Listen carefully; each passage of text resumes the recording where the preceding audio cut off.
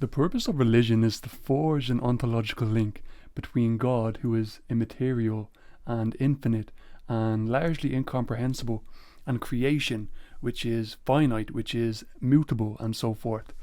But what if God sought to reconcile with his creation in a more intimate manner? What if he quite literally became one of us and walked among us, enduring all the trials and tribulations that come along with existing in this life? You see, in my previous video, I put forward some irrefutable proof for God's existence, and I think it's been settled. I think we're all in agreement. So I want to build upon that, and I want to prove, or at least demonstrate, the rational fittingness for God to become incarnate, because a lot of people will say, okay, I understand in this kind of loose, maybe kind of like abstract sense, why you would believe God to exist, but why religion? Why not just be a non-religious theist? Or why not just be, Muslim or be Jewish? Why Christianity in particular? And you can understand where they're coming from. There is a gap between the God of Christianity and the God of classical theism. But what if there is a way to forge a link, to kind of build a bridge between those two gaps? And maybe there is a natural coherence and a logical fittingness to this.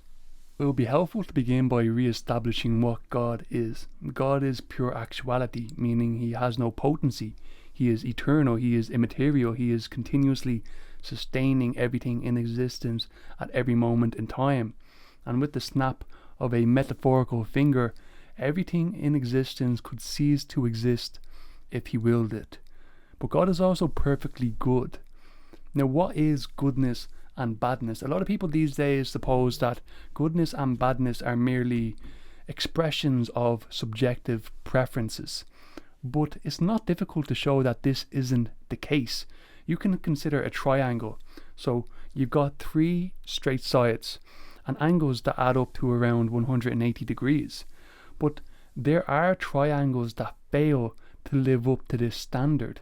You can imagine, maybe you have a 3-year-old. He grabs a crayon and he tries to draw a triangle on a piece of paper. Maybe the sides don't meet up. Maybe the lines aren't straight. Or maybe the angles don't add up to 180 degrees. But let's say I got a pen, I got a ruler, I got a protractor, and I took the time to measure and draw a triangle. Now that triangle, my triangle, it might not be perfect, but it will be better than the 3-year-old's triangle. And you could naturally say that my triangle is a good triangle, whereas the 3-year-old's triangle is a bad triangle. Now, of course, you're not going to say that to the 3-year-old because you don't want to break his heart, but suffice to say that something is good insofar as it lives up to the standard that is inherent to that kind of thing. And this notion of goodness and badness applies to everything, since everything is of a particular kind. And note that goodness involves being actual in a certain way. A triangle is good to the extent that its sides are actually straight, that it conforms to the geometrical definition of triangularity, and it is bad to the extent that it does not. So badness, or evil, only exists as a privation of the good.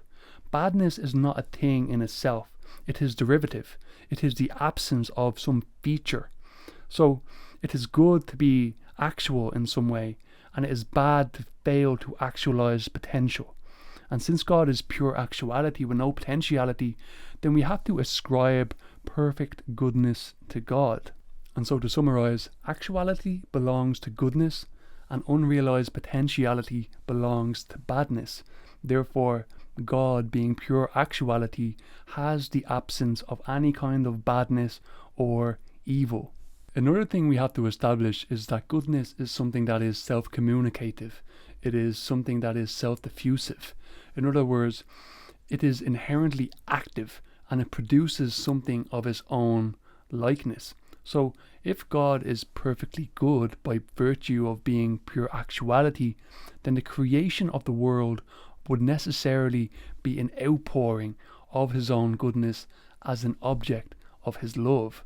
And love is, of course, to will the good of another. It's not this merely sentimental, fuzzy feelings.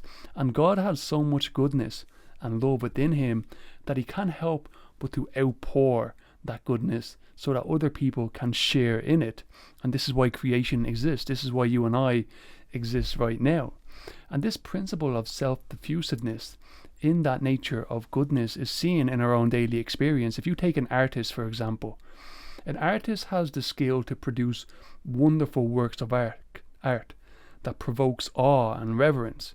And the artist produces art as a means of sharing that goodness. So the artist has a vision of a beautiful painting, let's say, and seeks to communicate that goodness and bring it into reality. Or let's say I'm feeling good right now, I'm happy, I'm positive, I'm optimistic. I would naturally want to go and share that goodness with other people when I interact with others. And I'm feeling this way, it will naturally transfer and outpour to other people. So goodness is self-communicative.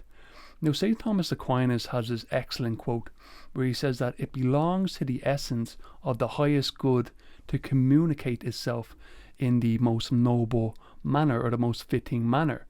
Now ask yourself, how would God communicate himself in the most fullest and intimate way?